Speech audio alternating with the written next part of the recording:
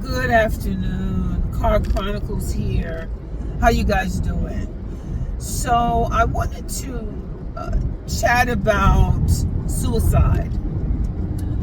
There was a neighbor of mine who is a young guy, 42 years old, and he had brain damage, but he took seizure medication. And yesterday, when they found him, they said that he hadn't taken his medication in 2 weeks. And I'm like, well, he knows that he has to take the medication in order to survive the seizures. They said they went in there and the heat was on, the windows were closed. He was in the same clothes that he had on Tuesday. So, I just like to say that anyone that is feeling suicidal or feeling depressed, get some help. Like, really. Like, talk to somebody. Tell somebody what you're thinking, what you're feeling. I'm surprised that he didn't even come to me, although we weren't that close. But whenever I needed to get something from my car, he would come. I would cook, and I, give him food. And he was a nice kid. He shoveled the snow, and of course, the security guard hadn't seen him in a couple of days, and he thought about it, but then the mother called and asked for him to do a wellness check.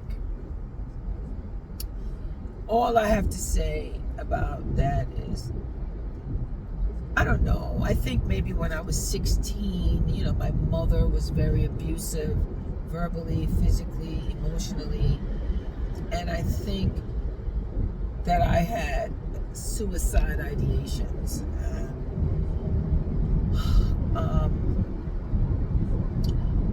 It's a very lonely place to want to kill yourself, to end it all. But I know that he didn't have a girlfriend. From what I understand, he wasn't really that close with his family. And he got let go at the Walgreens. He was working there, and then he had went to school for carpentry, and nobody would hire him. And I think he just felt like, what's the sense? Because if you know that if you don't take your medication, that you will have a seizure and die without it, then you pretty much did it on purpose. I feel really bad about it, but I know that when it happened to me, I was 16 and I left home. I went and lived with one of my girlfriends. Her mom said it was okay. She was a nurse. She worked day and night. She was really never home. And we were responsible teenagers. I was on a program in high school where I worked a week and went to school a week.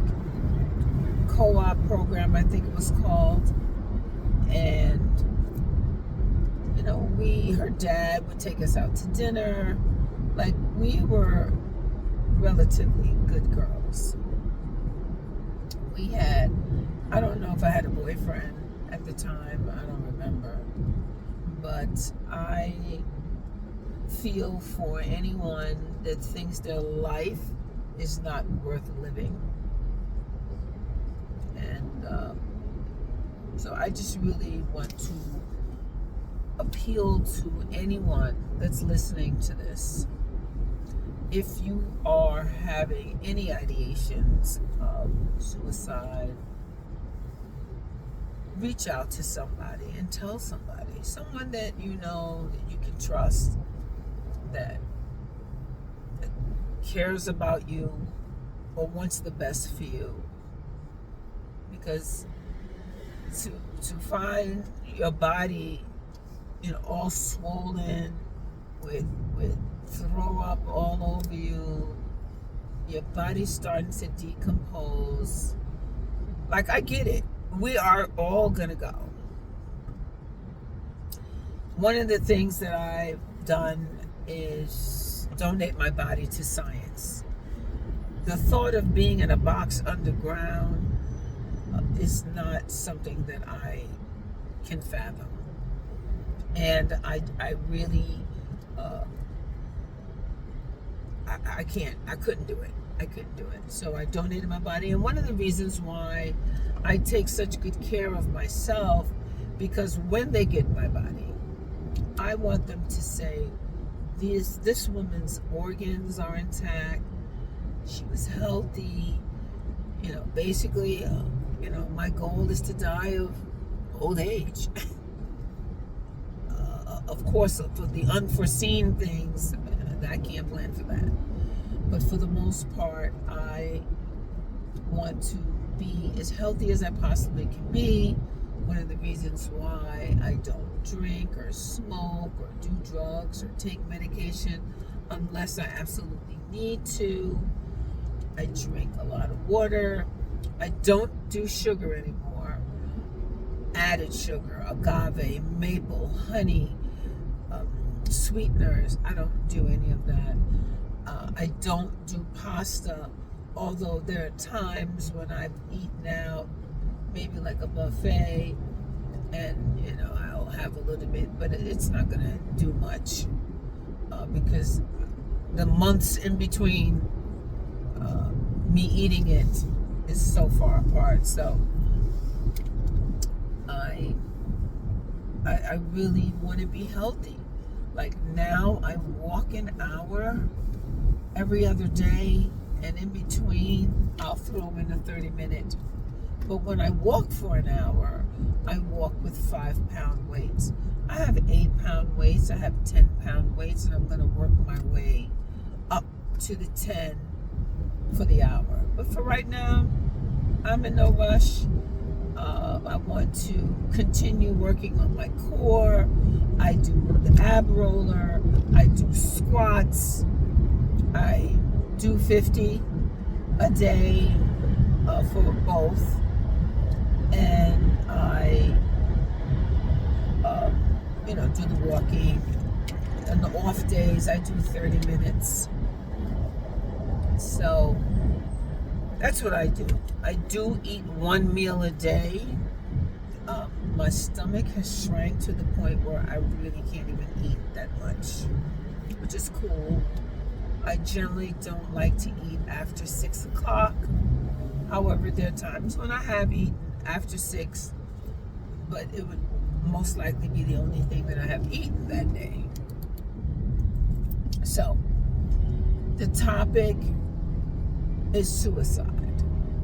So to me, a person that does things excessively, whether it's drinking or smoking or doing drugs or eating foods that the body's not digesting, to me, it's like committing suicide also. And I'm not a party to that.